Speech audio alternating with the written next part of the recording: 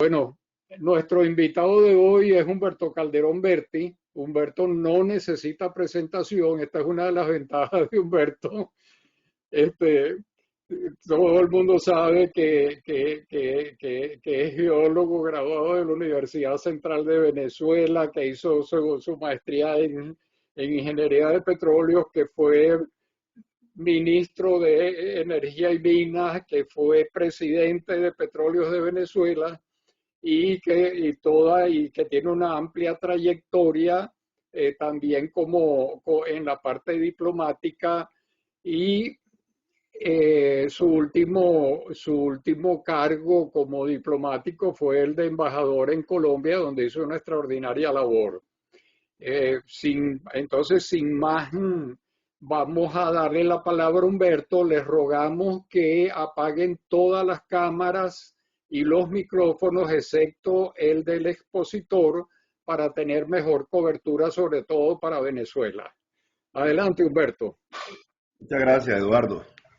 Bueno, no saben lo contento que me siento de compartir con ustedes, todos viejos amigos. Estoy viendo caras que tenía tiempo que no veía, a Pedro Figueroa tenía tiempo que no lo veía. Bueno, un saludo, muy grato en saludarlo. Luis Corona, que siempre tengo contacto con él. Bueno, a todos, que son mis amigos de tantos años. Llegar a viejo tiene la fortuna de poder mirar hacia atrás y ver en la cara a los amigos y los amigos que están activos, ¿no? Que es una gran cosa, que es una gran virtud. Que no depende de uno, sino depende de que está allá arriba y de la genética, evidentemente. Yo le debo decir a ustedes que cuando Eduardo me llamó para invitarme a que hablara sobre ese tema geopolítica y petróleo, bueno, empecé a pensar un poco de lo que yo quería decir y debo decirles con toda sinceridad que nosotros los venezolanos tenemos la fortuna, y particularmente los petroleros, de que lo que es el denominador común de nosotros, que es el petróleo, nos puso en la geopolítica internacional sin nosotros buscarlo, porque esa es la verdad.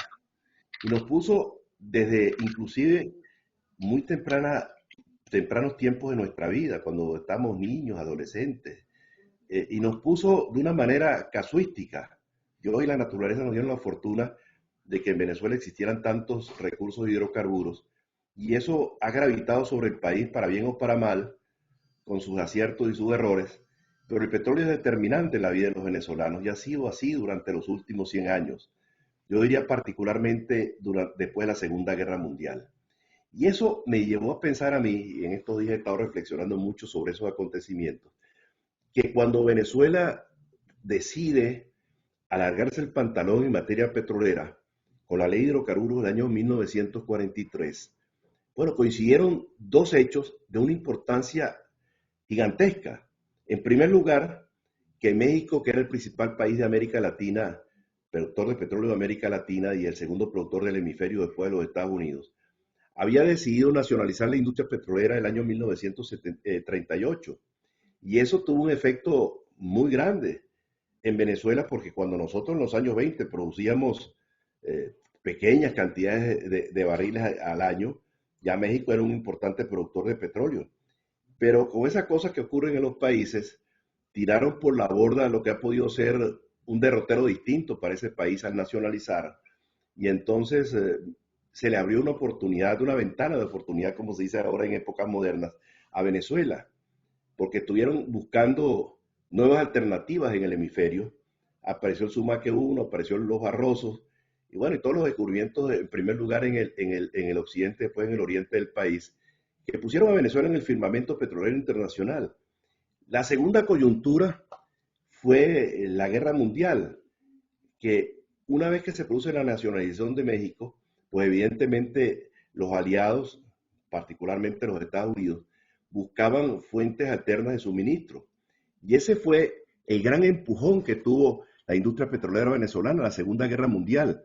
Y esa Segunda Guerra Mundial la aprovechó el general Isaías Medina Angarita con Arturo Uslar por detrás, de plantear una nueva ley de hidrocarburos, porque teníamos leyes de hidrocarburos del año 20, 22, 23, 27, etcétera, que eran unas leyes inconexas una con otra, y las concesiones están siendo aplicadas las leyes, que aplicadas las concesiones eran distintos sistemas legislativos, y aquello era engorroso y complicado, de manera tal de que la nueva ley de hidrocarburos fue un acierto. Ahora, el general Medina hizo algo muy sabio en su momento, que muy pocos venezolanos y los que se dedican a la historia del petróleo lo mencionan y lo reconocen. Y es que Medina empezó a hacerle lobby a la ley de hidrocarburos en los sindicatos petroleros venezolanos. Recuérdense que hubo un paro petrolero en el año 36 a raíz de la caída de la muerte de Gómez, y eso pues evidentemente significó desde el punto de vista social y político algo de mucho impacto en el territorio nacional. Pues Medina, consciente de eso, hizo lobby para que los sindicatos petroleros en primer lugar aceptaran la nueva ley. Y en segundo lugar, para Medina era importante que las compañías petroleras internacionales no se obstinaran en oponerse a la ley, sino que la aceptaran. Hizo un viaje a los Estados Unidos que muy pocos venezolanos saben que hizo Medina, y se entrevistó en aquel momento allá en los Estados Unidos con Roosevelt, y fue a través del lobby hecho por Medina a través de Roosevelt con las petroleras que aceptaron la ley de hidrocarburos del año 1943. Y eso significó el gran empujón que tuvo Venezuela en su industria petrolera, porque la conversión o la adaptación, como se llama en la ley, la adaptación de todos los sistemas, de todas las leyes que tenían vigentes distintas concesiones, se adaptaron a la ley del 43 con el beneficio para ellas, que aquello significaba la renovación automática del término de las concesiones. O sea que las que se adaptaron a la ley del 43, automáticamente se les renovó el término por 40 años. Es decir, que esas concesiones adaptadas del 43 iban a estar vigentes hasta el año 1983.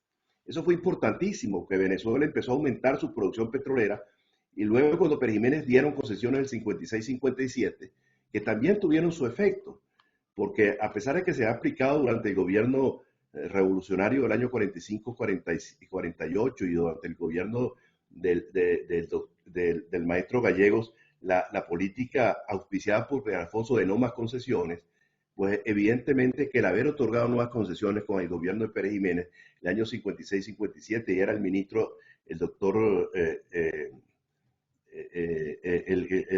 que era, cara, se me fue el nombre, que tuvo preso, tuvo lugar por cárcel muchos años, fue ministro de Petróleo de Pérez Jiménez durante muchos años, un señor muy honorable, que era ingeniero de petróleo, por cierto, y que lo menciono yo mucho en el libro que acabo de terminar, pero... Luongo Cabello. Luongo, que era caripero, ¿no? Y que había sido parte del grupo que el año 30 el doctor Gumersindo Torres había enviado a los Estados Unidos a estudiar petróleo. Y esos fueron, el año 30 y en los años subsiguientes, los que dirigieron la industria petrolera venezolana y dirigieron el Ministerio de Energía y Minas, el doctor Martorano, el doctor Luis Plas Brusual, Ciro Vázquez, que llegó a ser presidente de la Exxon a nivel internacional. Bueno, ese fue el grupo que se formó, a Guerrever, que se formaron el año 30 y que dirigieron la industria petrolera venezolana, tanto el sector público como el sector privado, durante muchos años. Yo tuve la fortuna, siendo un muchacho, de trabajar con algunos de ellos durante algún tiempo, cuando llegué al ministerio del año 1965. Pero el gran crecimiento de la industria petrolera venezolana pues empieza a ocurrir cuando, a raíz del 43 y luego en los años 50, y Venezuela en el año 1960 producía 3.700.000 barriles, 1970, perdón, producía 3.700.000 barriles. Cuando se crea la OPEP el año 1960, producto de la iniciativa de Juan Pablo Pérez Alfonso, de Abdala Tariki, el año 60 Venezuela era uno de los principales productores de petróleo del mundo entero y el principal país productor de petróleo de los integrantes de la OPEP, que fueron 5 países, entre ellos Venezuela, Arabia Saudita, Kuwait, Irak e Irán. 5 países, y Venezuela era el principal productor de petróleo. Así fue creciendo la producción petrolera durante mucho tiempo. Pero el primer hecho geopolítico importante de Venezuela en el mundo petrolero internacional fue la Segunda Guerra Mundial, que nos incrustó en ese mundo. Y eso fue lo que permitió que creciera mucho la producción petrolera venezolana en los años subsiguientes. Bueno, se crea la OPEP el año 1960, pero siempre la OPEP en esos años, de los años 60 hasta el año 1973, Eduardo, ¿por qué no silencias a ese que está respirando profundo, por favor? Hasta el año 1960, del 60 al 73, pues la OPEP estaba ahí, existía, pero no tuvo mayor trascendencia, no tuvo mayor importancia. El hecho de haber estructurado la OPEP sí tuvo mucha importancia en su momento, pero los resultados de la OPEP durante esos años pues no fueron significativos. Pero un hecho político, geopolítico de una gran importancia que ocurrió en el año 1973. Porque en la historia petrolera de la OPEP y en la historia petrolera venezolana, las cuestiones geopolíticas han tenido una importancia fundamental, demasiado han calado en nuestra política como país. El año 1973 se produce la guerra de Yom Kippur. Ya había habido una guerra anterior, la guerra de los 6 días entre árabes e Israel. Pero el año 1973, el presidente Anwar Sadat, que era el presidente de Egipto después de la muerte de Nasser, pues trata de convencer al rey de Arabia Saudita del momento, Faisal bin Abdulaziz Al Saud, de que la guerra sin el apoyo de los países petroleros de la OPEP del Medio Oriente no tenía mayor significado. Aquello se manejó con un gran sigilo, con una gran cautela, y ninguno de los altos dignatarios del gobierno de Arabia Saudita estaba enterado de ese tema, salvo el rey Faisal y Yamani. En conversaciones mías con Yamani, él me contó cómo había sido todo aquello. El rey nunca le dijo a Yamani qué era lo que estaba en el trasfondo, pero en agosto del 73, Sadat estuvo en Arabia Saudita hablando con el rey en unas conversaciones muy secretas y muy privadas. Y lo que se estaba planteando en aquel momento era el uso del petróleo como arma geopolítica. Pero eso no lo sabía nadie, ni siquiera Yamani lo sabía. Salvo que el rey, en esas conversaciones con Yamani, que era como hijo de él, le hizo interrogantes y le puso a trabajar sobre un eventual embargo petrolero árabe a los países consumidores de petróleo. Ahora, claro, ustedes recordarán que en el Medio Oriente estuvieron durante muchos años, todo esto ha cambiado en el transcurso de los últimos años, evidentemente, con los desarrollos de yacimientos no convencionales en los Estados Unidos y con el desarrollo petrolero de Rusia, pero durante muchos años el centro neurálgico de las reservas petroleras del mundo y de la producción fue el Medio Oriente. El 75% de las reservas convencionales de petróleo estuvieron en el Medio Oriente. De manera que acontecimientos políticos regionales siempre tuvieron un impacto importante en el mundo petrolero internacional. Y eso fue lo que ocurrió en el año 1973. Cuando los países árabes, porque esa es otra cuestión que no lo sabe el mundo y que se dejó correr. La gente dice que el embargo petrolero del año 73 fue de la OPEP. No. Hubo en Kuwait una reunión para esos días de la OPEP donde participó Hugo Pérez Lasalvia en representación de Venezuela como ministro de Energía y Minas. Pero aquello no fue una decisión de la OPEP. Terminó la reunión de la OPEP e inmediatamente se desarrolló una reunión de los países árabes productores de petróleo o APEP, que fueron los que tomaron la decisión. Venezuela no participó en ese embargo petrolero. Y ese embargo petrolero originó un desabastecimiento a nivel internacional muy importante. Ustedes recordarán, la mayoría de nosotros que somos gente ya bastante mayor, las colas que se formaron ese año en los Estados Unidos, la gasolinera de los Estados Unidos, la gasolinera europea, y fue la primera vez que el mundo consumidor, los grandes consumidores del mundo, supieron de la existencia de la OPEP, porque de una manera absurda se le atribuyó a la OPEP el embargo, ¿no? No fue la OPEP, fueron los países árabes miembros de la OPEP y otros países árabes que no eran miembros de la OPEP. Pero eso fue lo que ocurrió y eso trajo como consecuencia un desabastecimiento petrolero en aquellos momentos que empujó los precios del petróleo de $2 a $10 por barril. Y así fue como la OPEP empezó la gente a saber lo que era la OPEP y el significado que tenía aquello. Bueno, y pasaron algunos años y el mundo petrolero entre el año 73 y el año 78 no se movió. Realmente ahí estuvieron los precios, en torno a los $10 por barril, pero empezó una convulsión política muy importante en Irán, un país fundador de la OPEP junto con Venezuela y los otros países que mencioné anteriormente, pero que al propio tiempo tenía un gobierno monárquico muy duro, con una diferencia muy grande, y esto quiero que ustedes lo tengan en su interioridad. La gente tiene la tendencia a pensar de que Irán y Arabia Saudita son la misma cosa. No, no son la misma cosa. La estructura de gobierno iraní es distinta a la estructura de gobierno de Arabia Saudita. La estructura de gobierno de Irán, una de las primeras cosas que hizo Reza Shah, el padre de Reza Pahlavi, fue haber expropiado a los latifundistas y haber expropiado a los clérigos que tenían grandes extensiones de terreno en Irán y que arrendaban sus tierras a los campesinos, que eran pisatarios. ¿Me entiendes? Aquello, junto con la administración de justicia que también le fue arrebatada a los clérigos chiitas, significó un quiebre en las relaciones de ese mundo con Reza Shah, el padre del Shah.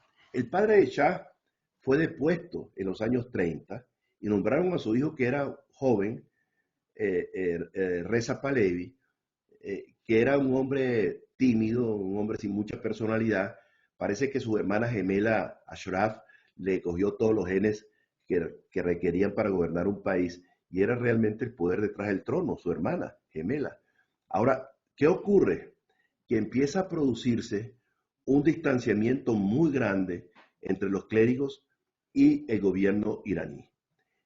El Shah tenía, la dinastía Pahlavi tenía una característica, que era una dinastía muy reducida numéricamente, que le había arrebatado el poder a la dinastía anterior, y que sí era numerosa y vinculada e imbricada con los latifundistas y con los poderes regionales, pero que era una dinastía, la del Shah, que tenía muy poca vinculación con la población.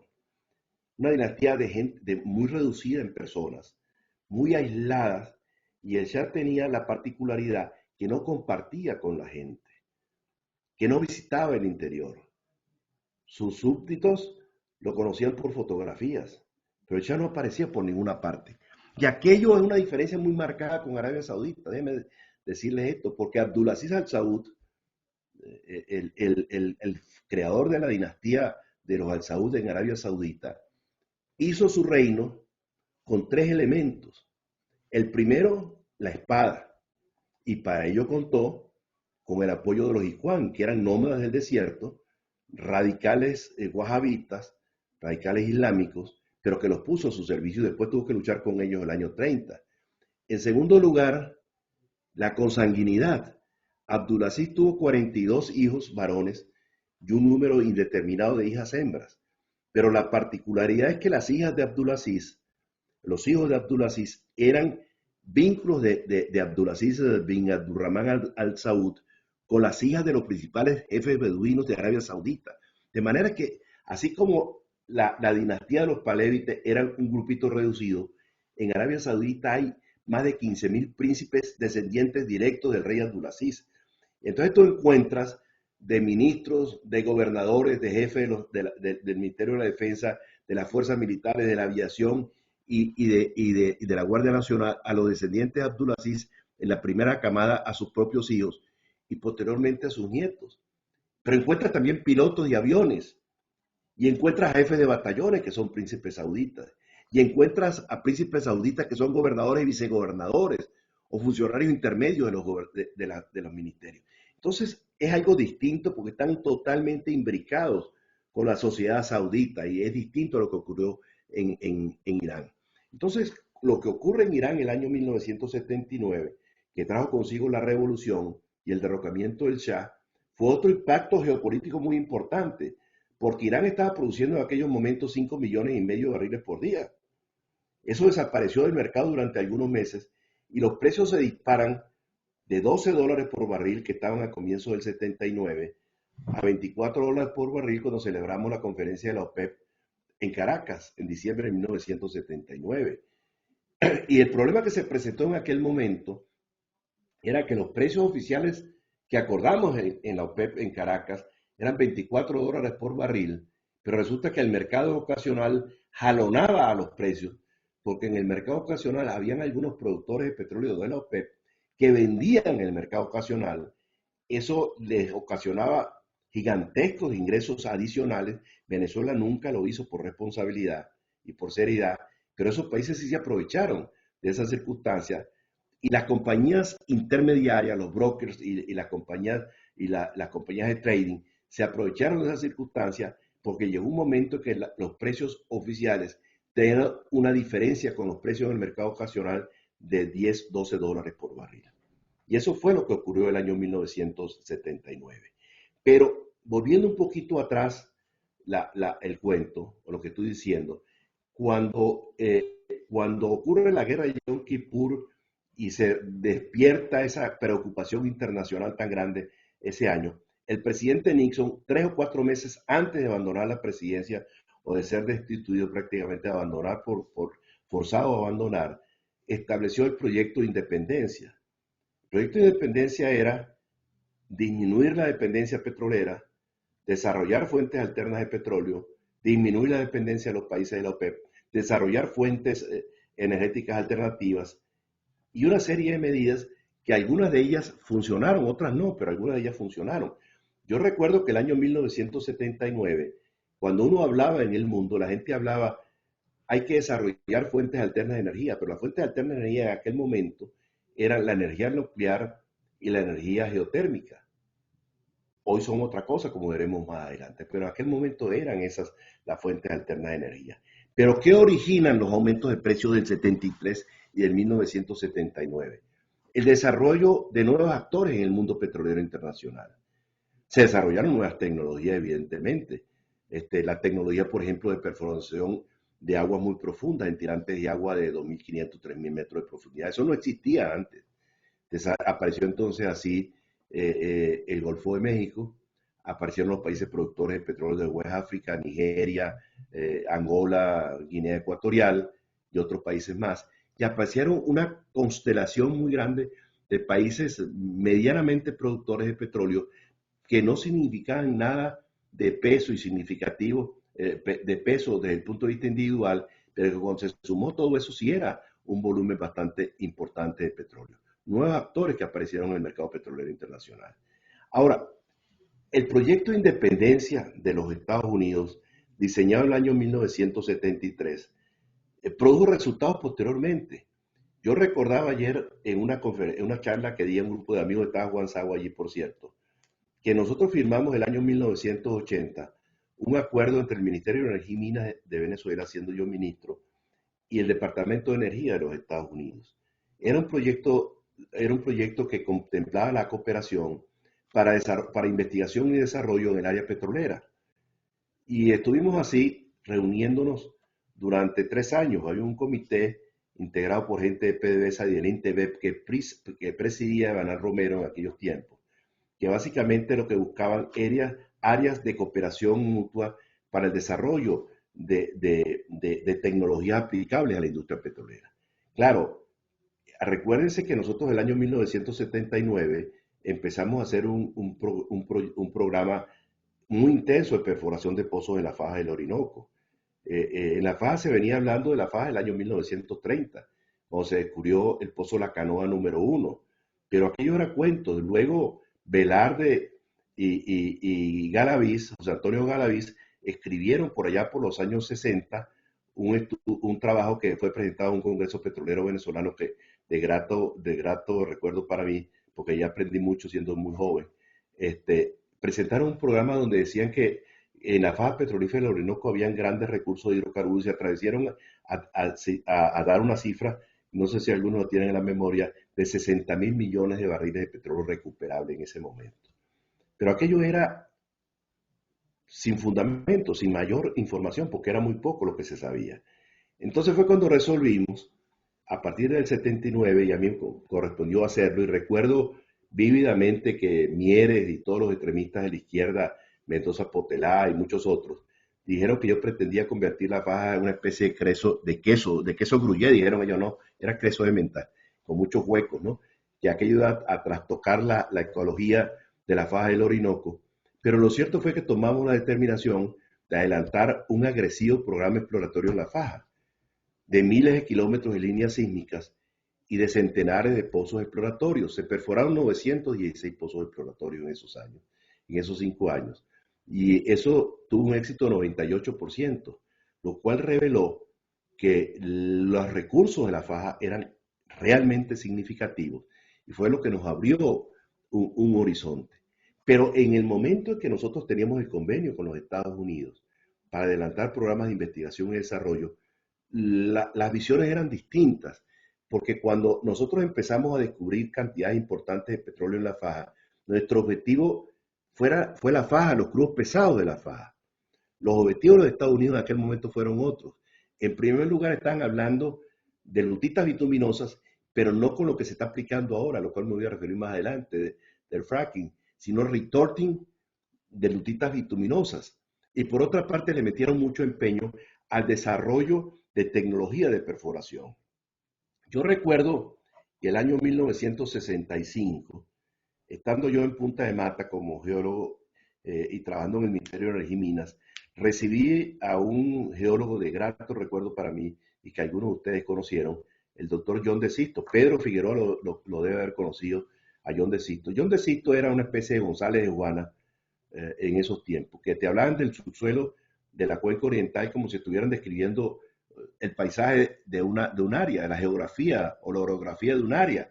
Entonces te hablaban de las fallas, de los sistemas de fallas, te hablaban de los anticlinales, te hablaban de todas esas cosas del subsuelo, utilizando la precaria información geofísica que existía en esos tiempos, pero al propio tiempo utilizando mucho de intuición y de sentido común. Entonces él me desplegó arriba de una mesa, creo que esto lo he contado en otras oportunidades, arriba de una mesa allá en la muy modesta oficina que teníamos en el Ministerio de Energía y Minas en Punta de Mata. Y me dijo, Humberto, déjeme contarle una cosa, y muestra el plano. Y dice, mire, un poquito aquí al sur de donde nosotros estamos, hay un alto estructural que va más o menos paralelo al río Tonoro, que se sigue hacia Maturín, y ahí están las reservas petroleras más importantes que hay en el oriente del país. Lo que pasa es que con el petróleo a $1.30, $1.35, que era el precio en ese momento, no hay tecnología de sísmica que nos permitan llegar a lo que debe ser el tope de esa formación, de ese alto estructural, que debe estar en alrededor de 17.000, me dijo, 17.000 pies de profundidad. Y tampoco hay capacidad de perforación para llegar a esos niveles. Perforar un pozo de 14.000 pies era mucho, que fueron los que perforaron en el centro del estado de Anzoátegui en esos años, a la formación Merecure, pero no se podía llegar más profundo de eso. Entonces, eso es lo que se va a desarrollar. Bueno, eso fue lo que hicieron los americanos. Desarrollar la sísmica y desarrollar la tecnología de perforación. Investigaron mucho en materia de brocas, investigaron mucho en materia de perforación direccional, investigaron mucho en materia de perforación horizontal y también en técnicas de fracturamiento de rocas. Entonces, el proyecto de Independencia no se pudo concretar durante los años subsiguientes al año 1973. Fueron muchos años de trabajo, de investigación y desarrollo, de mucha dedicación de gente en los Estados Unidos. Y por eso es que los grandes países son lo que son, porque se fijan metas a largo plazo y mantienen perseverancia y constancia en las cosas que buscan. Entonces lograron dos cosas. Uno, mejorar la tecnología de fracturamiento que venía de los años 40, porque el fracturamiento de rocas que eran básicamente areniscas y calizas, pero básicamente areniscas de muy baja permeabilidad es de los años 40. Pero todo lo que vino después es producto de las investigaciones que se realizaron para el mejoramiento del fracturamiento y al propio tiempo vino el desarrollo de la perforación horizontal de la cual nosotros nos beneficiamos en la faja del Orinoco, porque ustedes recordarán que los primeros pozos que se perforaron en la faja durante muchos años eran pozos de 160, 200, 250 barriles por día y no era más. Cuando vino la perforación horizontal, la perforación multilateral, aquello se convirtió en una cuestión de 10 veces más. Y eso fue lo que nos permitió, en cierta forma, convertir recursos de la faja en reserva. No al nivel de que la gente menciona y a nivel de lo que dicen que Venezuela es el país que tiene las mayores reservas petroleras del mundo, porque no es verdad. Venezuela tiene muchos recursos petroleros, pero las reservas son las que técnica y económicamente se pueden producir. Entonces un yacimiento que en un momento determinado puede tener 1.000 millones de barriles, si los precios varían drásticamente, a lo mejor se convierte en 100 millones de barriles. ¿Por qué? Porque económicamente no se puede producir lo mismo que se podría producir si fueran unos precios superiores. Pero eso fue lo que ocurrió en aquel momento. Ahora, ¿cuál es el hecho más importante, a mi juicio, que ha ocurrido en el último siglo del mundo petrolero internacional con una gran incidencia desde el punto de vista geopolítico? Yo diría que fue el descubrimiento del fracking, que es la combinación de esas dos cosas, la combinación del fracturamiento con la perforación horizontal. El fracking fue lo que le dio la independencia petrolera a los Estados Unidos y gasífera a los Estados Unidos. Lo que ha ocurrido en los Estados Unidos es la revolución más grande que nosotros hemos presenciado. Nosotros somos unos afortunados, la gente de nuestra generación, porque nosotros pasamos del burro al carro, y del carro al avión DC-3, y del DC-3 a los Converse, y del Converse a los jets, y hemos vivido todo lo que son los cambios que han ocurrido en el mundo en los últimos 50, 60 años, ¿no? Y me voy a referir a los cambios tecnológicos un poco más adelante para que nos pongamos de acuerdo en algo que yo creo que es fundamental. Pero volviendo al tema petrolero, los Estados Unidos hicieron su revolución petrolera, de verdad, porque pasaron de producir 40, 60 mil millones de pies cúbicos de gas por día a 110 mil millones de pies cúbicos de gas por día con el fracking. Y pasaron de ser un país importador importante de petróleo con una producción de 5 millones de barriles por día y un consumo cercano a los 15 millones de barriles por día, pues pasaron a ser prácticamente autosuficientes también en materia petrolera a través del fracking. Ahora, todo eso iba viento en popa y fue una revolución. Yo me reunía aquí en Madrid, donde yo vivo, con un hombre muy importante del Medio Oriente, fue ministro de Relaciones Exteriores de Israel, y le estoy hablando de hace bastantes años. Y un día, tomándome un café con él, le dije, mira, ustedes los hacedores de política de Israel, tengan muy presente lo que está ocurriendo en el mundo petrolero internacional con el desarrollo del fracking. Porque la importancia relativa que tiene el petróleo del Medio Oriente va a disminuir si los Estados Unidos pasan de importadores a autosuficientes o a exportadores. Y con el desarrollo de las nuevas tecnologías eso va a ocurrir rápido, y ocurrió. Y la importancia que los Estados Unidos le confieren a Israel, que sigue siendo importante sin duda, porque es un enclave muy pro-norteamericano allí en el Medio Oriente, donde muchos países le son hostiles, pues no es igual a la que existía antes. La guerra de Irak del año 91 no se da si hay fracking. No se hubiera dado. Cuando se ocurre la invasión a Kuwait, ¿por qué ocurre la reacción americana? ¿Por qué ocurre? Porque Saddam Hussein no se iba a conformar solamente con Kuwait, que era un país pequeño, discreto, que ellos siempre pensaron que era parte del Imperio Otomano, que dependía de la gobernación de Basora, sino que aquello era territorio de Irak y que la debían tomar. Pero ese no era sino el pretexto. Yo creo que en el fondo lo que Saddam Hussein pretendía es irse por toda la costa del Golfo, tomar la zona de Al-Hasa de Arabia Saudita, que es la zona productora fundamental, donde está el campo de Guajar, que es el más importante de Arabia Saudita, y toda esa zona de la costa del Golfo, seguir por Qatar, los Emiratos Árabes Unidos y tomar Omán. Eso hubiese significado en su momento que Saddam Hussein iba a tener en aquel momento 15, 17 millones de barriles por día bajo su control. Y eso fue lo que origina la reacción de Occidente y la reacción de los sauditas. Porque los sauditas se percataron, el rey de aquel momento, Fahd, se percató de que la intencionalidad de Saddam Hussein no era engullirse a Kuwait, sino ir por toda la producción petrolera del Golfo. Y eso es lo que origina aquella alianza militar tan importante y la movilización de 350,000 hombres de tropa de los Estados Unidos. Porque fue una cuestión que nunca se ha visto desde la Segunda Guerra Mundial, ni se ha visto después de la Segunda Guerra Mundial. 350,000 hombres movilizaron. Y hubo países que participaron, países de la región, porque no fue una alianza militar solamente, sino una alianza política que se construyó en torno a la defensa de Kuwait y a parar a Saddam Hussein. Bueno, todos sabemos cuál fue la historia y qué fue lo que ocurrió. Lo cierto es que hoy por hoy los Estados Unidos son autosuficientes. Y en estos momentos donde vimos acontecimientos políticos demasiado importantes, que es la guerra de Ucrania, y donde uno se pregunta, ¿y qué va a ocurrir? Yo me levanto casi todos los días y me pregunto, si los Estados Unidos no fueran autosuficientes en materia de gas y exportadores de gas, y casi autosuficientes en materia petrolera, ¿qué significaría para los Estados Unidos y para el mundo que los Estados Unidos fueran importadores de gas y de petróleo? Una verdadera catástrofe. La reacción que se ha producido en los Estados Unidos de Europa es por el potencial que hay en los Estados Unidos. No solamente de crudo, sino también de gas. Ahora, que ese potencial ha bajado y ha bajado por lo que ocurrió con la pandemia. Porque todos ustedes saben, porque la mayoría son profesionales del sector petrolero, saben que los pozos de gas y de petróleo de fracking son de poco recorrido. Pues declinan mucho, declinan que 50% el primer año, el segundo año se monta una declinación del 80%, pero se perforan rápido, pero declinan La muy rápido. mariquera de volverse comunista, porque demasiado izquierda.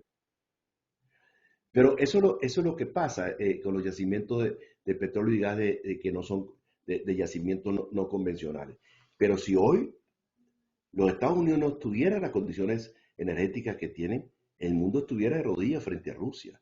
Ya ha podido reaccionar casualmente por lo que está pasando en los Estados Unidos. Ahora, evidentemente que la gente en Europa los ha cogido esto totalmente desguarnecidos, porque Europa es un continente de una dependencia energética exagerada, extremada. Y esa dependencia energética depende de qué zona de Europa es. Los países del norte, por ejemplo, básicamente Alemania, Polonia y los países del norte, dependen del suministro de gas de Rusia. Rusia está exportando hoy 5 millones de barriles por día a Europa. Se está manejando seriamente a nivel de la Unión Europea el tomar la decisión de parar las importaciones de gas de Rusia. Eso es factible porque hay otros países que están en capacidad de suplir esos 5 millones. Países del Medio Oriente, países de África y países de otras partes del mundo. Lo que es mucho más complicado es suplir el suministro de gas. El 40% del consumo de gas de Europa viene de Rusia. Y en algunos países como Alemania viene el 75% de las importaciones de gas. Ahora, ¿de dónde está viniendo el gas que actualmente está llegando a Europa? Además del ruso, que no lo han cortado. Del norte de África, pero que también utilizan el gas como un elemento de presión y de chantaje. En el caso de Argelia y el caso de Marruecos, que no es productor, pero por donde pasan algunos gasoductos que van al sur de España. Entonces, esto plantea una situación extremadamente complicada para Europa. ¿Por qué? Porque Europa está de rodillas frente a Rusia. Podrá interrumpir, así como van a levantar las importaciones, no van a permitir las importaciones de petróleo ruso, pueden hacerlo con el gas. Es muy difícil, es muy difícil. Ahora, se habla de fuentes alternas, pero yo creo que en cuanto a las fuentes alternas de energía, se ha construido toda una leyenda que es absurda, que es absurda. Mire, en estos momentos, ¿cuánto representa el petróleo y cuánto representan todas las otras fuentes de energía? El petróleo representa el petróleo y el gas natural, el 80% del consumo energético del mundo. En los últimos 20 años o más, quizás más, la demanda petrolera pasó de 60 y pico millones, en los últimos 30, 40 años, pasó de 60 y pico millones a 100 millones de barriles por día de petróleo. Ese es el aumento. ¿Cuánto aumentó el consumo de fuentes alternas? El equivalente a 5 millones de barriles por día. Hoy por hoy, con todo lo que se cacarea en el mundo sobre el uso de fuentes alternas de energía, que básicamente hoy las que están de moda es energía solar y energía eólica, todos saben las limitaciones que esa fuente de energía tiene. Básicamente almacenamiento. Ayer en una reunión que tuvimos, estaba Juan Sabo, escuchamos a un exministro de Finanzas de acá, de Hacienda de aquí de España, citar una cifra que a mí me dejaron pasmado. Le dije, démelas porque yo no la había escuchado. España tiene una capacidad instalada gigantesca de energía, pero gigantesca. hablaron de 45.000 megavatios o algo así, Juan, no recuerdo, pero fue una cifra realmente extravagante. Pero resulta que hay fuentes de energía, por su naturaleza, por su esencia, que apenas pueden aportar un 20%, porque el sol es de día, de noche no hay sol, entonces la energía solar se para. Y el viento, bueno, cuando hay condiciones atmosféricas que lo permiten, pero no es como el petróleo, que está permanentemente fluyendo. Y esto me lleva a mí a hacer una reflexión. Yo creo que nosotros nos hemos equivocado al comprar la idea de que nos quedan 25 o 30 años de vida para el petróleo. Yo creo que van a ser muchos más. En la historia de la humanidad no ha habido hasta ahora ninguna sustitución brusca de la sustitución brusca de fuentes alternas de energía. Lo que pasa es que la gente se debe hallar por esto, porque el desarrollo tecnológico en el mundo de las comunicaciones y en el mundo digital tienen una velocidad gigantesca. Yo ayer señalaba, como cuestión anecdótica, que cuando yo era muchacho estudiando en la Universidad de Tulsa, la universidad tenía una computadora 1130, la Universidad de Tulsa, en la Escuela de Ingeniería, y aquello era un cuarto de, ¿qué? 25 o 50 metros cuadrados, más o menos. Y los programas que nosotros teníamos que correr para nuestra tesis de grado, pues no podían correr en la 1130, y eran aquellas tarjetas ponchadas que se llamaban, que para uno horas y horas y horas tecleando para ponchar aquellas fulanas tarjetas, que eran un verdadero incordio, por no decir otra cosa. Pero teníamos que ir de noche al centro de Tulsa, donde estaba la Amoco, creo, si mal no recuerdo, que tenía una IBM 360. Esa IBM 360 ocupaba como 1.000 metros cuadrados de área en unas tarimas con aire acondicionado, y aquello era la tapa del frasco. Bueno, la 1130 y la 360 tenían menos capacidad de memoria que esto, un teléfono celular. Eso lo hemos visto, pero eso en el petróleo y en la energía no es igual, ni va a ser igual, va a tomar tiempo. ¿Se va a producir sustitución? Sí, pero eso va a ser gradual, va a ser progresivo, no va a ser de la noche a la mañana. Yo creo que el petróleo y el gas tienen mucho derrotero todavía, mucho camino por andar.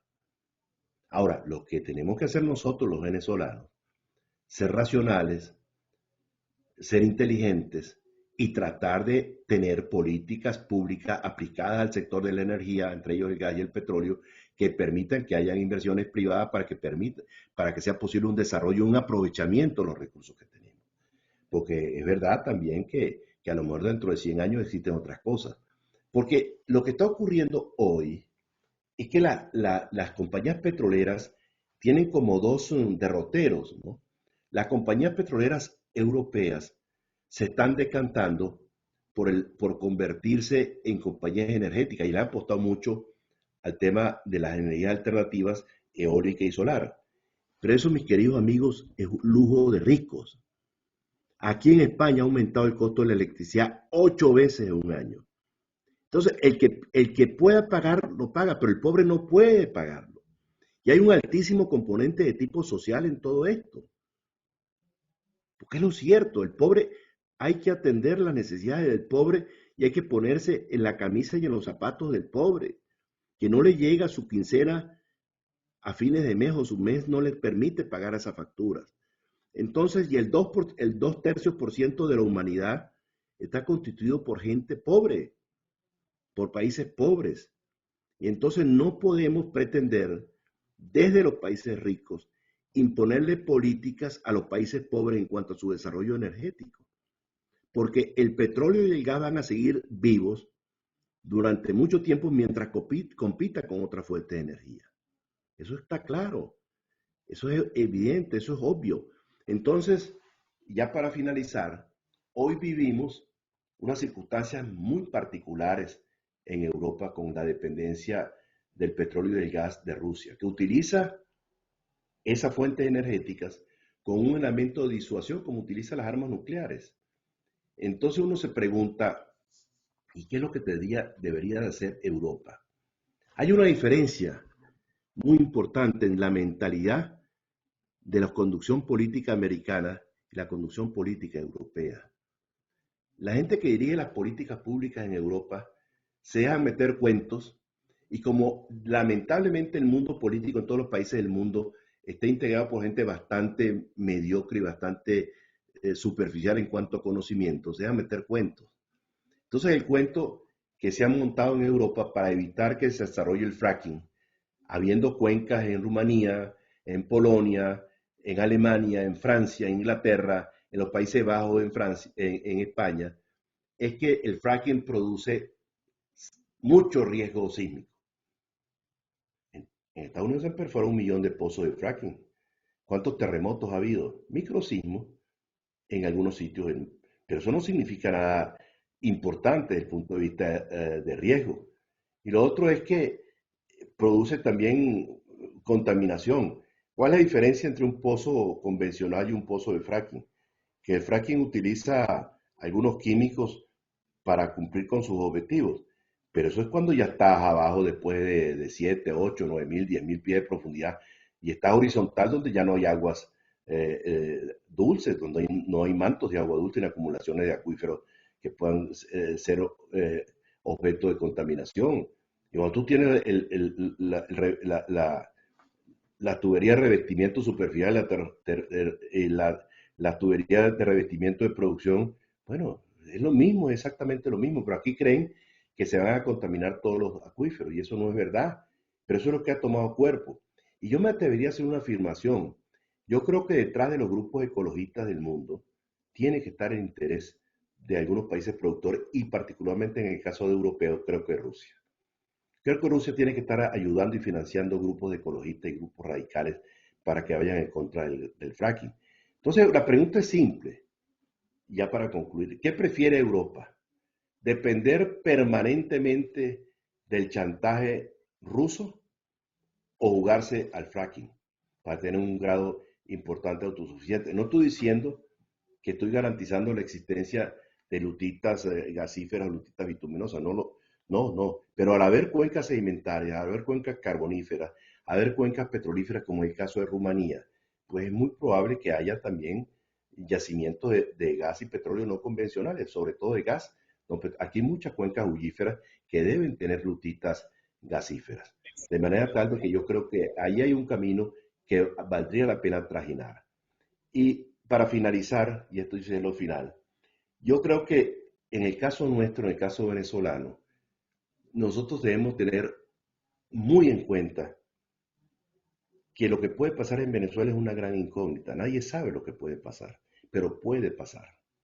Y hay que estar preparado para lo que ocurra.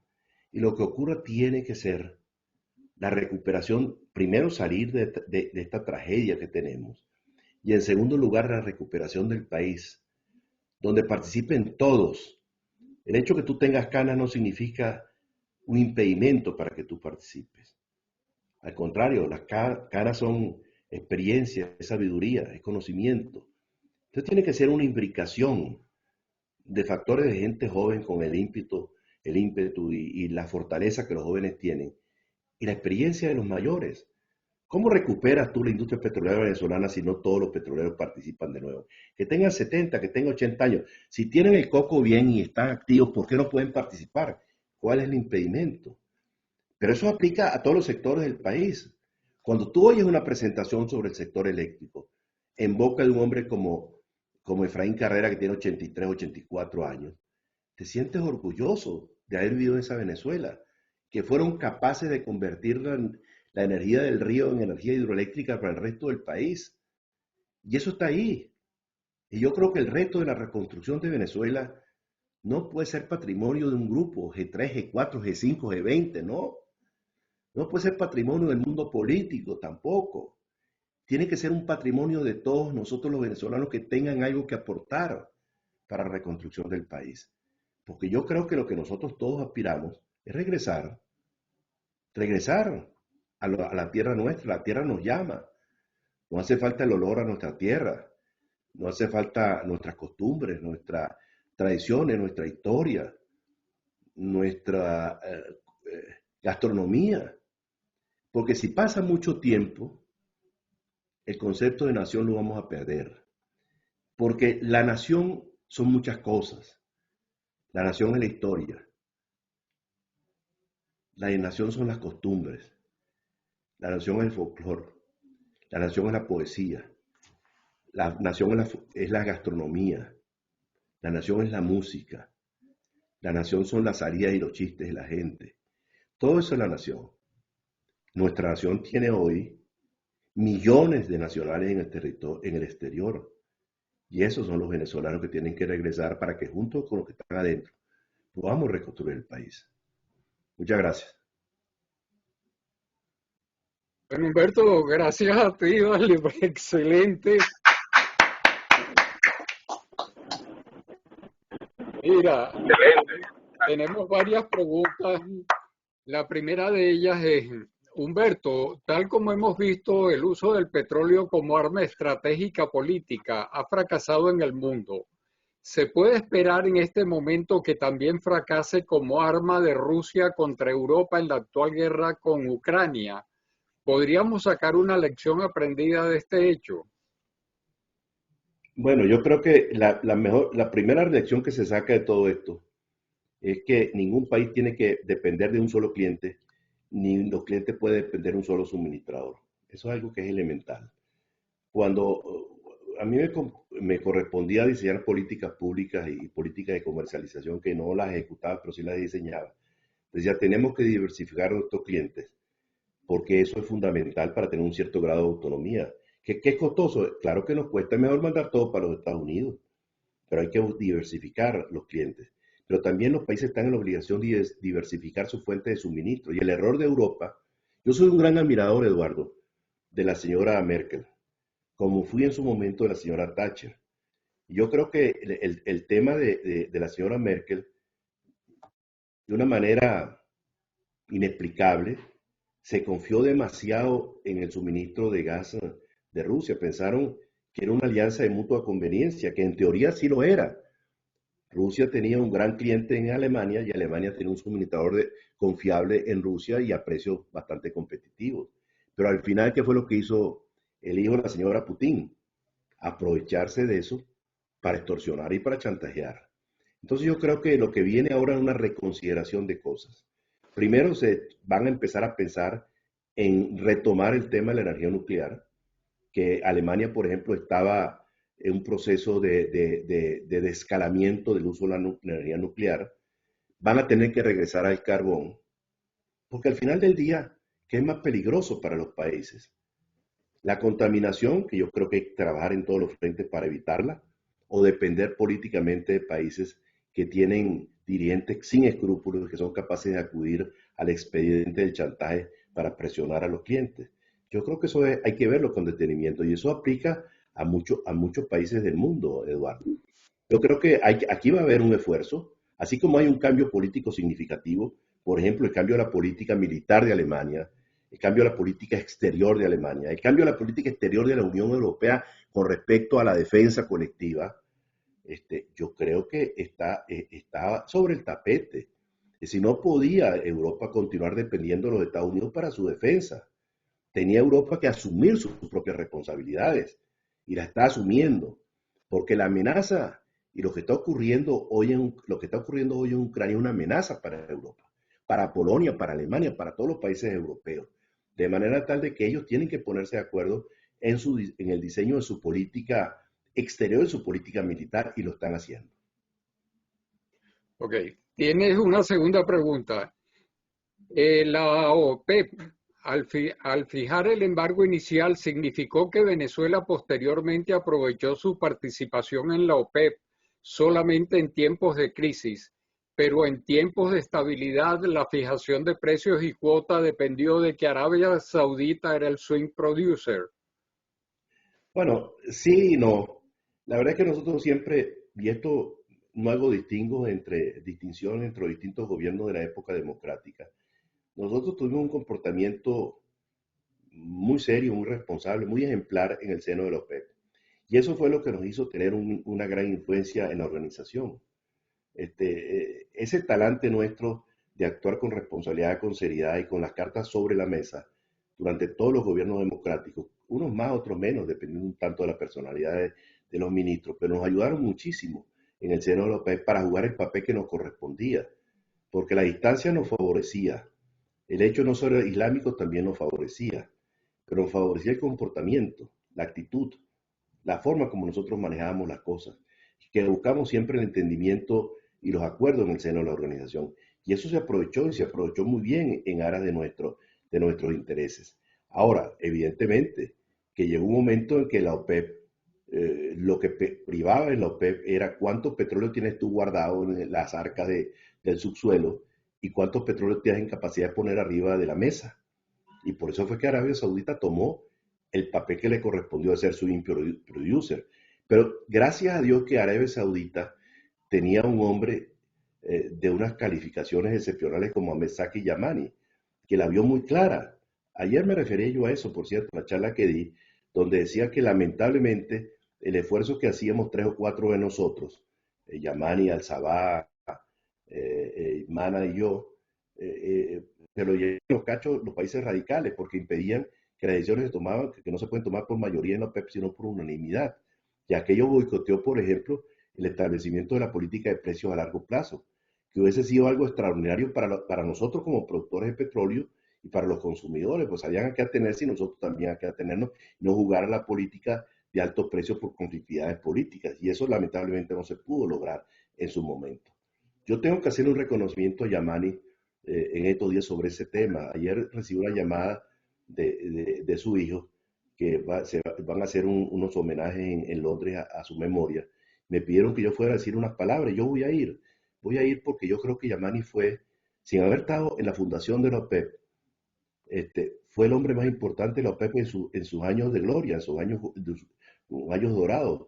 Hombre de una mentalidad privilegiada, de unos conocimientos profundos, de un manejo de las circunstancias difíciles de una manera excepcional.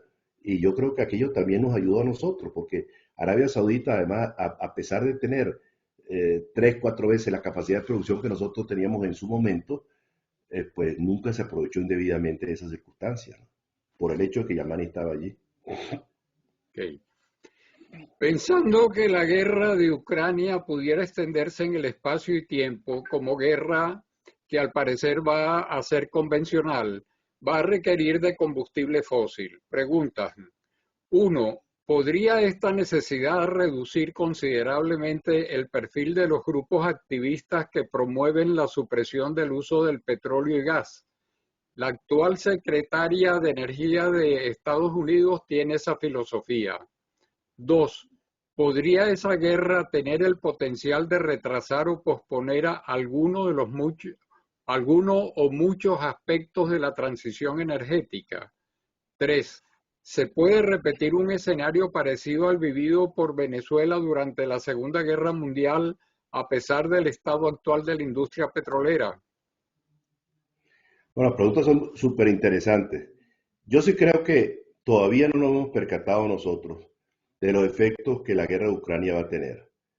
Va a tener en el mundo entero, en Europa y también en América Latina, evidentemente, y sobre Venezuela. En el caso concreto de Venezuela, yo creo que Rusia perdió la guerra desde el punto de vista de opinión pública. Rusia va a estar muy tocado por las sanciones y va a estar muy afectado en su economía. Rusia es un país de grandes contradicciones, Eduardo. Tiene más de 10 millones de kilómetros cuadrados de superficie, creo que 12 millones, 145 millones de habitantes y apenas representa el 1.7% del PIB mundial. Italia es 1.9%, un país que tiene más de 50 años sin gobierno, donde la gente va al garete, pero el país produce y el país funciona. España, que es un país discreto, tiene 1.5%. Entonces dices tú, bueno, ¿y qué es lo que es Rusia? Y en la guerra ha quedado demostrado algo, que aquel potencial bélico absolutamente imbatible no es tal, por lo menos hasta ahora, en lo que es guerra convencional. Si no son capaces de alimentar a sus tropas, si no son capaces de brindarle combustibles a su gente, si no son capaces de tomar un país relativamente pequeño y discreto al lado de ellos, yo me pregunto, ¿el manejo de armas nucleares podrá ser eficiente en ese mundo de ineficiencias? Bueno, esta es una pregunta que yo creo que hay que preguntarse, que hay que hacerse, ¿me entiendes? Porque yo creo que Rusia, si está funcionando tan mal en la guerra convencional, debe funcionar también mal en una guerra nuclear. Lo que pasa es que una guerra nuclear nos va a arrastrar a todos, nos va a arrastrar a todos. pero si llegara el momento de que eso se presentara, yo creo que Europa y los Estados Unidos borran a Rusia de la faz de la Tierra, la borran de una vez por todas. No, no lo que yo deseo, evidentemente, pero eso es algo que podría evidentemente ocurrir. Por otra parte, la segunda pregunta era referida a la cuestión del medio ambiente. Yo creo que eso va a tener efectos en todo. Yo coincido con la señora secretaria de Energía de los Estados Unidos. Yo creo que esto va a llevar a los países a hacer una nueva lectura de lo que está ocurriendo. Yo creo que el aspecto geopolítico y el aspecto estratégico va a pesar mucho y tiene que pesar muchísimo. Y eso va a hacer que estos países reconsideren estos temas nuevamente. Porque realmente Eduardo, 8 veces ha aumentado el precio de la electricidad en un año en España. Yo ya se lo decía a la gente, esto el que vive en una zona de clase media, clase alta, pues lo asume, con dificultades algunos, pero sí lo pueden asumir. Pero el pobre que vive en una barriada popular, o el obrero que apenas le alcanza para medio vivir con lo que gana, no. Entonces tiene un problema social muy grande. Es un estado de bienestar como el que se vive en Europa, es una estabilidad bastante aceptable desde el punto de vista social. Esta cuestión de los precios de los combustibles pueden desequilibrar totalmente la paz social y romper el tejido social. Y no olvidemos que la estabilidad de un país no son las Fuerzas Armadas. La estabilidad de un país son el tejido social. Si hay un tejido social bien construido y estable, el país es estable. Y por eso es que el empeño hay que ponerlo siempre en construir clase media. Que la gente tenga resueltas sus necesidades fundamentales. Que la gente no vea el que tiene con envidia, sino con admiración. Pero eso es posible solamente donde hay equidad. Donde no hay equidad no es posible. Donde el rico no se conforma sino en tener más. Y donde no hay sensibilidad social de las clases dirigentes. Eso siempre va a ocurrir. Que ese es un mundo ideal, sí. Ojalá. Que es un mundo ideal, sí es verdad. Pero ojalá y ese mundo lo lleguemos a tener. Porque es la única forma como vamos a tener un mundo estable. Unos países estables. Chávez no hubiese sido posible si hubiese habido más equidad en Venezuela, que hubo progreso, todos nosotros progresamos. ¿Dónde vivíamos nosotros cuando éramos muchachos? En zonas de clase media, y logramos progresar, todos sin excepción. ¿Pero por qué lo progresamos? Porque nos dieron la oportunidad y la aprovechamos. ¿Y cómo la aprovechamos? Estudiando, preparándonos, formándonos.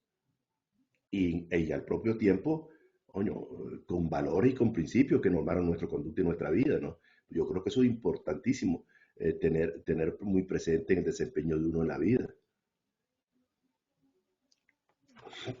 La tercera pregunta era si se puede repetir un escenario parecido al vivido por Venezuela durante la Segunda Guerra Mundial.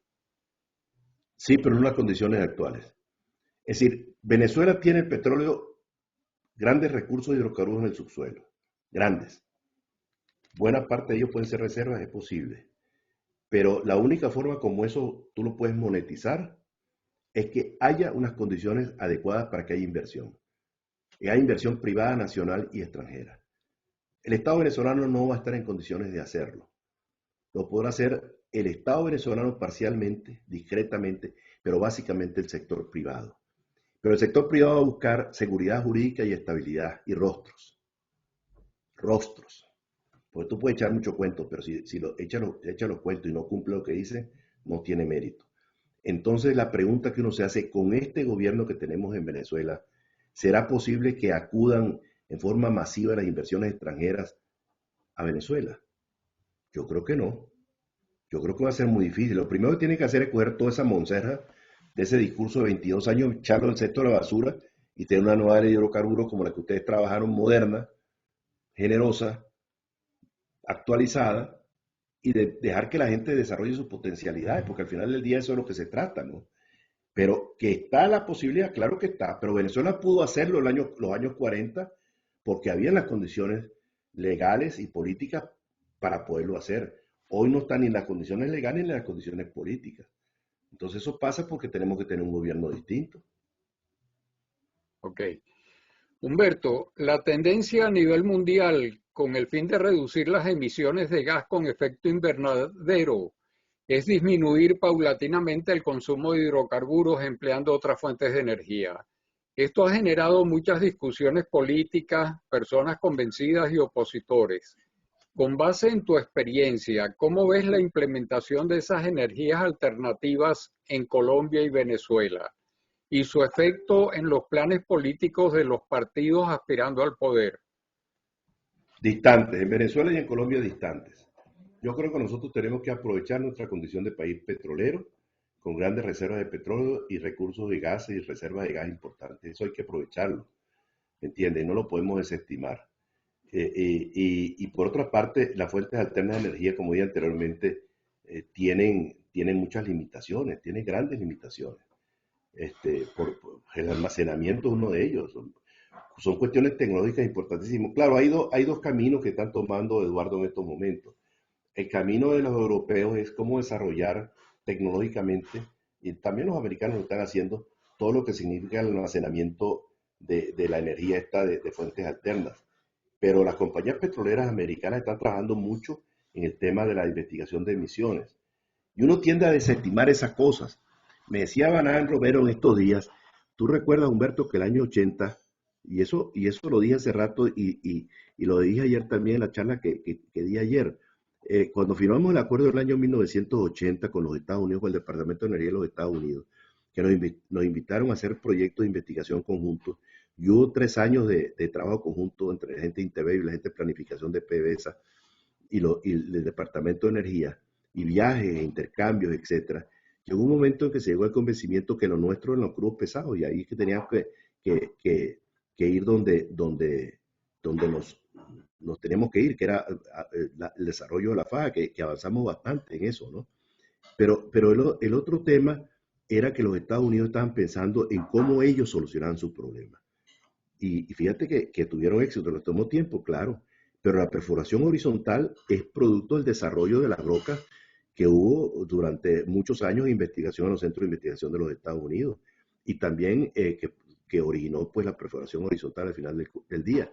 Y todo el otro tema del fracturamiento, eso también fue el tema de los Estados Unidos. Yo asistí, mira, siendo muy joven, asistí a Las Vegas, a un simposio que hubo allá que se llamaba el desarrollo del Gas Buggy Project, que era la utilización de la energía nuclear para el fracturamiento de yacimientos. Eso fue el año 70, hace 50 años que yo fui a Las Vegas a ver eso. Aquello me pareció soñar. Bueno, no aplicaron la energía nuclear, pero aplicaron otras tecnologías que trajeron, el resultado final fue el mismo, ¿no? ¿Quién pensaba, Carlos, que uno podía producir producir petróleo y gas de yacimientos que no tuvieran permeabilidad? Eso no existía. Eso no existía. Yo estuve en el año 71, cuando estaba haciendo mi 70, mi trabajo de grado en Grand Junction, Colorado. Yo tengo un diploma, ahora lo puedo mostrar. Yo asistí a una prueba nuclear en un pozo que habían perforado como a 20.000 pies. Yo asistí, se llamaba el Rulison Project. Y en una formación muy tratando de, pero claro, cuando probaron el pozo, ya estaba contaminado. Claro. Bueno, Eduardo. Te preguntan si todo... ¿Ah? Adelante. Ajá, te preguntan si todo lo que nos estás contando está contenido en tu último libro. Casi todo. Así que lo tienen que comprar, Fíjate, déjame contarle cosas. Estamos aquí entre amigos, uno puede contar muchas cosas que... Yo escribí el libro empezando en la presencia que tuve en la primera reunión que fui de la OPEP, el año 1978. Entonces comienzo mi vida describiendo pues, mi experiencia cuando conocí a los árabes, conocí a Yamani. Yo había conocido al Sabah unos meses antes, que me lo había presentado Valentín Hernández, que estuvo en Venezuela. Pero yo no conocía al resto, entre ellos Buhari, el actual presidente de Nigeria, ¿no? Entonces, bueno, yo conocí ahí a la gente y ahí redacté el libro. Entonces le pedí a Evanán Romero que me hiciera el favor de buscarme a alguien que me corrigiera el libro, porque alguien que fuera ese su oficio. Y me buscó una señora venezolana y le escribió a Evanán una notica que Evanán me la compartió.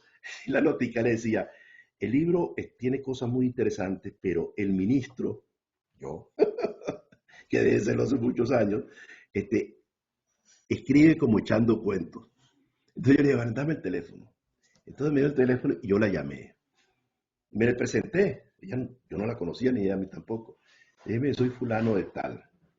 Le dije, mira, me parece muy bien todo lo que tú has dicho, pero yo no soy escritor, yo lo que soy es echador de cuentos.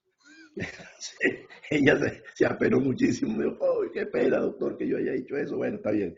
Pero en el fondo, pero cuando ella lo lee y lo corrige, me dice, mire, doctor Calderón, ¿por qué usted no escribe antes algo relacionado con lo que fue su vida antes del 78? Entonces yo le digo, pero es que yo no quiero escribir una autobiografía. Me dice, no es una autobiografía.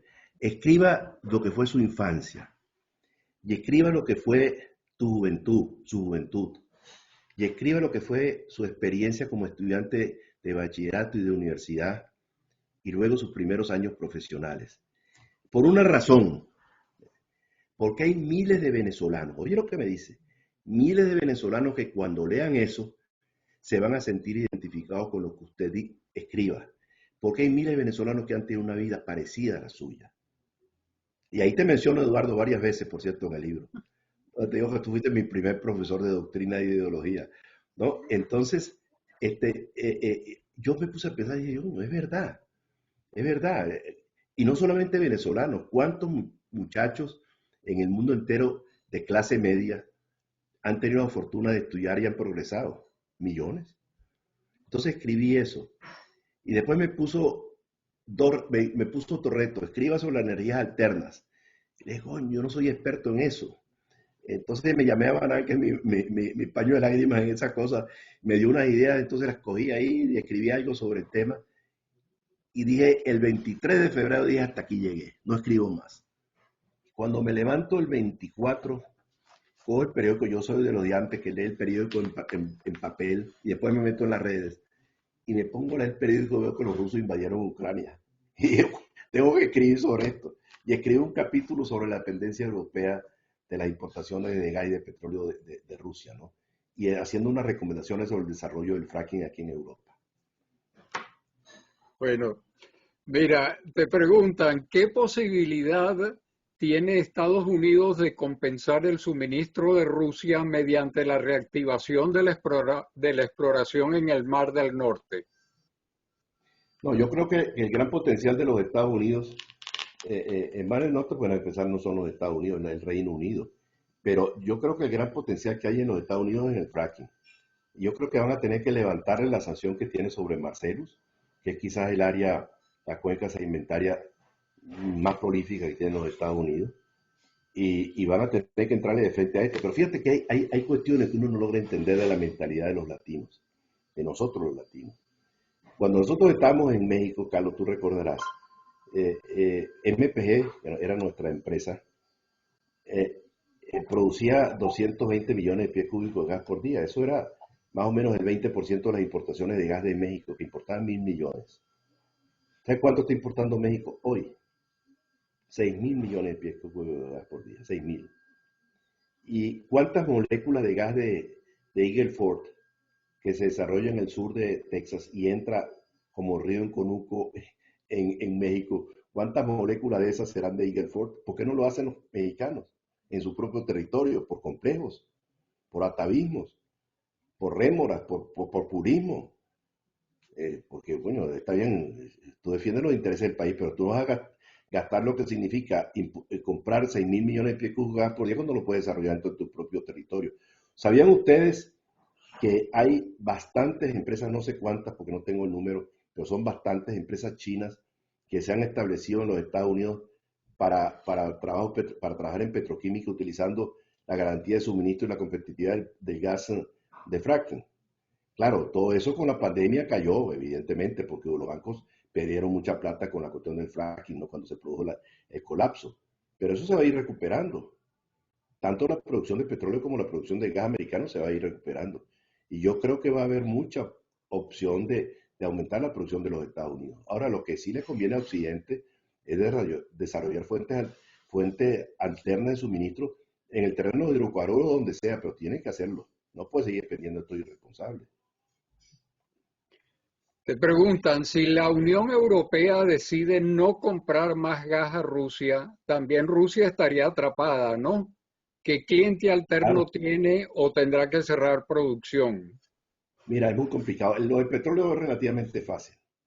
Son 5 millones de barriles y la estructura de mover el petróleo existe y el almacenamiento y todo eso. El problema está en el gas. Estás hablando de 17 TCF al año.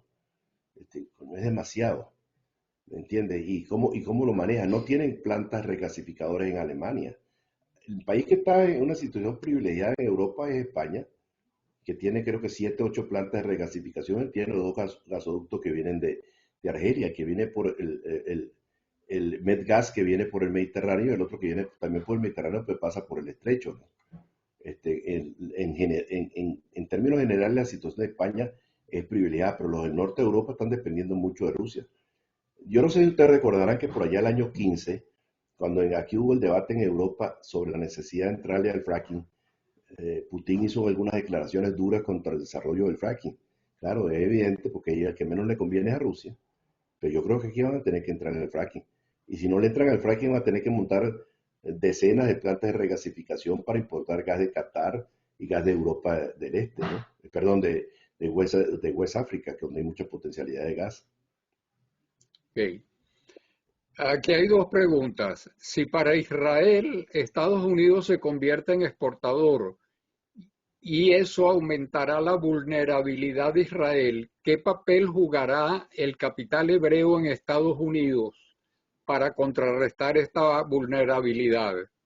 ¿Y cuánto puede durar el consumo de la cocina de hidrocarburos del fracking que mantendría ese predominio? Bueno, yo creo que Estados Unidos no puede desestimar las relaciones que él tiene con Israel, ¿no? Israel es un enclave muy pro-norteamericano de intereses mutuos y yo creo que eso lo van a seguir manteniendo. Lo que pasa es que la importancia relativa del petróleo del Golfo ha disminuido como consecuencia de lo del fracking, eso es evidente, ¿no? Porque la prioridad de los Estados Unidos no está tan centrada en el Medio Oriente. No sé, repito, no estoy seguro que hubiese ocurrido la misma reacción de los Estados Unidos si ellos hubiesen, en el momento que ocurre la invasión a Kuwait, hubiese estado en la situación actual, no hubiese sido la misma reacción posiblemente, ¿no? Pero en todo caso yo creo que van a seguir, el mundo va a seguir dependiendo mucho del petróleo del Medio Oriente. Y yo lo que creo es que, y mientras más lo leo y más lo busco por aquí y por allá, me convenzo de que la era del petróleo va a terminar, va a ser muy larga durante muchos años. Ayer, Juan, cuando estábamos en la charla, y que tú le respondiste, hubo alguien ahí que dijo alguna cosa fuera de lugar, ¿no? No sé si Juan Sabo está todavía por ahí, pero creo que se salió. Pero lo que dicen es que lo que decía esto en favor de las fuentes alternas es absurdo. Las fuentes alternas no van a poder competir con los hidrocarburos. Va a pasar mucho tiempo para que puedan, no la va a poder sustituir. Y además, aguanto la comentario que hizo el señor ayer de que estaba detrás de ti. Pon el micrófono. Ajá. No se te No, escucha. no se te escucha. Pon el micrófono. No No, se te Juan, escucha. Ese es el problema. Sí. Es como con la instalación tuya. No se escucha. Bueno, repito, hizo unos comentarios diciendo que el petróleo se ha acabado y mencionó a Yamani en aquella frase célebre de Yamani que la era del petróleo se va a terminar. Con el petróleo va a pasar que lo que pasó con la edad de piedra, que la edad de piedra se terminó si se acabaran las piedras, se acabaran las rocas. Lo mismo va a pasar con el petróleo, pero no lo dijo referido a las fuentes alternas, lo dijo en otro contexto. Lo dijo cuando los radicales de la OPEP insistían en precios altos. Él decía, no forcemos la barra para que no aparezcan otras fuentes alternas de energía. Y era su tesis, que nosotros compartíamos. Lo que pasa es que en el seno de la OPEP, y esta es una realidad que está allí, y por eso es que yo creo que la OPEP va a tener que replantearse, en el seno de la OPEP conviven países con intereses absolutamente contradictorios. No es lo mismo aquellos países que tienen grandes reservas de petróleo, como el caso de Arabia Saudita, Kuwait, Qatar, los Emiratos, deberían estar en la misma tónica Irak e Irán, pero donde gravita mucho el tema político, tienen intereses distintos a los países que tienen pocas reservas, porque ¿qué es lo que nos interesa a nosotros? Que el petróleo siga siendo una fuente energética importante durante muchísimos años. Ese es ampliar el horizonte de vigencia del petróleo la mayor cantidad de años posible. Pero los países que tienen pocas reservas, su interés es que el petróleo que se pueda vender ahora tenga el máximo valor posible. Entonces los intereses son contrapuestos, no son conciliables allí. Por eso que el empeño que hubo en algunos momentos de incorporar a pequeños productores como Unión Europea fue un disparate. Visto la costa en retrospectiva, ¿no? Porque ha debido mantenerse el núcleo inicial y quizás ampliarlo a aquellos países que llegaron después, como los Emiratos, con grandes reservas. Pero eso para que una sociedad funcione, tiene que haber que los socios compartan la visión. Y las visiones son contrapuestas en este caso. Te preguntan si la sustitución o tu opinión sobre si la sustitución va en función de la descarbonización y producción de hidrógeno. Sí, en cierta forma sí, claro.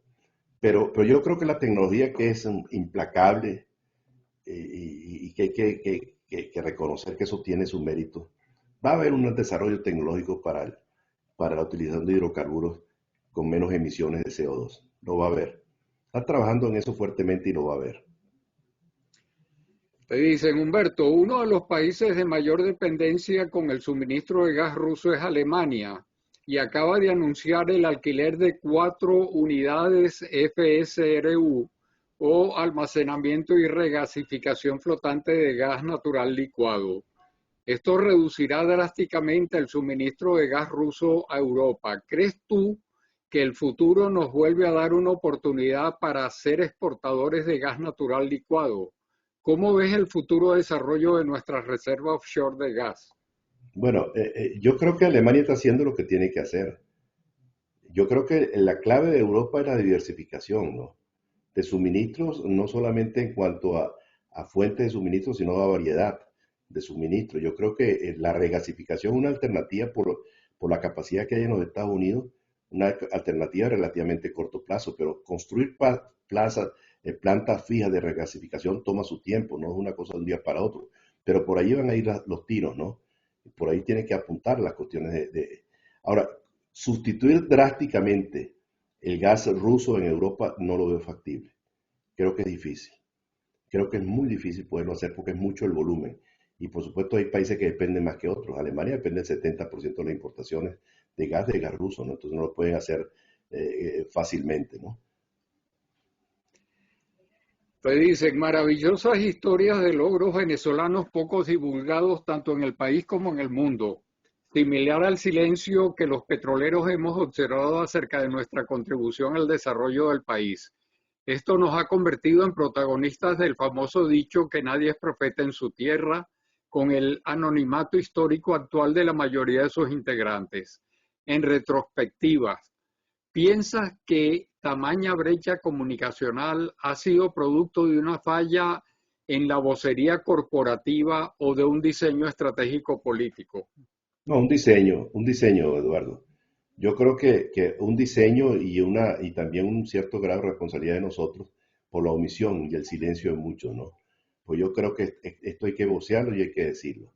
Yo creo que una de las grandes fallas que han tenido la dirigencia política venezolana es que no dejan testimonio escrito de lo que dicen. Claro, tú dirás ahora, bueno, no dejas testimonio escrito, sino que dejas videos y cosas por el estilo. Bueno, las cosas van cambiando, pero yo creo que hay que dejar testimonio. Y la razón por la cual escribí ahora en la pandemia esa monografía muy elemental de política petrolera de CAP 1 a Maduro es eso, ¿no? Que los muchachos, es que ni los líderes, ni los nuevos líderes venezolanos conocen la historia del país, Eduardo. No me refiero a la historia del siglo XIX, que es importante conocerla porque buena parte del comportamiento psicológico o sociológico del venezolano radica en lo que ocurrió en el siglo XIX, sino que no conocen la historia, no conocen a los personajes. ¿Cuántos de los nuevos líderes políticos venezolanos se ha leído Venezuela, Política y Petróleo de Rómulo Betancourt? ¿Cuáles de los expresidentes han dado testimonio escrito de lo que han hecho? No existe. Entonces yo escribí esa monografía para los jóvenes y estoy escribiendo este libro, ya lo terminé y que saldrá no sé cuándo, pero lo están trabajando, en cualquier momento, porque hay que dejar testimonio escrito de lo que uno hace. Porque si no, ¿quiénes escriben la historia? Lo que les da la gana, los que quieran, el extremista de turno, que si se mueren unos habrá otros que los van a reemplazar. ¿Me entiendes? Que no han tenido la razón nunca. Y que los hechos demuestran que nunca han tenido la razón. ¿Qué razón tuvieron los que se opusieron al desarrollo de la faja? Ninguna. ¿Qué razón tuvieron los que se opusieron al cambio de patrón de refinación? Ninguna. ¿Qué razón tuvieron los que se opusieron a la internacionalización? Ninguna. Oye, no soy un héroe, ni mucho menos, ni pretendo serlo. Pero quizás por la juventud que yo tenía, tuve la valentía de empujarlo de la faja, quitarle la responsabilidad de la faja al ministerio que me peleó con mis amigos de toda la vida y dársela a Petróleo de Venezuela porque eran los que podían hacerlo. Que tuve la valentía de ir adelante con los cambios de patrón de refinación cuando la gente no se atrevía con el flexicoker de Amoay. Y que tuve la valentía de dar la cara cuando la internacionalización, que yo no había ejecutado. Yo lo que dije fue, diseñé la política, pero no hice los negocios. Pero cuando los que tenían que defender, lo que tenían que defender se escondieron o se fueron con Salzburgo a oír conciertos, tuve yo que darle la cara. Entonces la gente asocia internacionalización conmigo. Pero es que el que está en una posición de gobierno tiene, si está convencido y con honestidad está absolutamente convencido que eso es lo que le conviene a tu país, tú tienes que tomar la decisión y correr los riesgos, porque si no las vainas no se hacen. ¿Entiendes? Y ese es el drama que vivimos. Tú no puedes estar cuidándote, Eduardo. Tú te tienes que cuidar. ¿Qué es lo que tienes que cuidar? Tu honor, tu reputación, actuar con rectitud, acogido a valores y a principios. Eso los tienes tú, si los tienes o no los tienes. ¿Me entiendes? Pero si los tienes, anda para adelante, empuja. Y verán qué es lo que ocurre al final del día, ¿no? Bueno, yo creo que ya estamos llegando al final y no quiero fatigarlo más en la puerta. Ahí tengo al amigo Pedro Figueroa aguantado, cara, como un patriota oyendo y acordándose de San Tomé, de su Dios San Tomé, que yo recuerdo con tanto cariño. Que mejor Pedro no ir por allá, me dicen, porque aquello que está en el suelo, igual que Puntemata. Está el doctor Gruber también, amigo en las buenas y en las malas, que me ha acompañado en la aventura de Vetra tantos años. Un fuerte abrazo, don Alfredo. Y ahí está José Tirado también, que lo veo, y está Arnaldo Rodríguez, que me imagino que es el hijo Rodríguez Ochoa, creo, si no estoy equivocado. Y está Luis Corona, está mi amigo Carlos. Oye, escribí un capítulo, Carlos, sobre Vetra, pero por insinuar política venezolana. Yo lo hice de toda, porque era lo que me correspondía hacer, ¿no? De reconocer a la gente que ha trabajado en México, la gente que ha trabajado con nosotros en Venezuela, y las circunstancias, Carlos, que tú lo viviste, las circunstancias tan difíciles en la formación de Vetra, ¿no? Que no teníamos oficina y trabajamos en un mesón en mi oficina, ¿te acuerdas? Seguro, seguro. No veo por qué omitir nombres, pues, no sé si hay peligro a los que están allá, no sé. Es posible que se les mencione. Yo lo mencioné y pensé que lo menos que yo podía hacer era reconocer lo que habíamos trabajado juntos allí, ¿no? No, y Vetra no tuvo una actividad política, Vetra fue una actividad empresarial. Y fue un ejemplo de solidaridad muy bonito en Venezuela. Muy bonito, porque acuérdate, no teníamos dinero, se le pagaba a la gente con acciones. Al final del día hasta las secretarias eran accionistas de Vetra. Una cosa, Eduardo, que está en la raíz de nuestra formación, ¿no? Cuando nos reuníamos en tu oficina allá en Santa Paula para hacer la planificación de Vetra. Sí, mucha gente Humberto. Y yo me remonto, eso sí no lo voy a ahorrar ni que tú me lo pidas. Los cuentos de nuestras reuniones en el Parque Carabobo, cuando tú en forma muy profesoral nos hablabas de Maritain, de Mounier, de Teilhard de Chardin, y nos leía y nos comentabas a Froilán Vivas, a Yanis Mónic, a Elvia, a Gorilón Colmenares, a todos nosotros. Eliezer está aquí en la charla, Humberto. Eliezer estaba en la charla, o ya se fue. Déjame ver si está todavía. Déjame ver si está todavía, pero él estaba. Oye, esa historia de Venezuela. Todavía Sí, está. Yo le tengo que dar las gracias a alguien que Luis Herrera me haya nombrado ministro, fue a Eduardo Betancourt, que me metió copellano en su momento. Mira, Hola, Humberto. ¿Dónde? ahí está Eliezer. Ahí está. Bueno, déjame verte la cara, a ver si está viejo como nosotros o no. No, no te pierdes mucho, no te pierdes Oye, mucho, pero no tengo problemas con mi cámara. ok. ¿Ok? Un abrazo. Oye, quiero que sepas, Eliezer, que en el libro te menciono como discípulo directo de don Eduardo Betancourt en el Parque Carabobo de Caracas, en el año 1958. Todavía tengo un libro de Jacques Maritain que me regaló Eduardo. Lo tengo en Margarita. Bueno, ahora sí creo que Buenos llegamos tiempos, al final, buenos Eduardo. tiempos. Bueno, Buenos tiempos. mira, Ahí está. Carlos, yo sugiero que cerremos aquí y pasemos a la sobremesa por el tiempo que pueda quedarse Humberto. Si tenemos algunas preguntas que están ahí pendientes, vamos a cerrar formalmente, Humberto. Oye, qué bueno tenerte en esta conversación. Te lo agradecemos bastante el tiempo. No sé cuánto tiempo tienes más. Vamos a cerrar formalmente, abrimos la sobremesa y bueno, si necesitas retirarte está bien. La No, yo semana un que minuto más comparto con ustedes. Adiós, Mira, Pedro.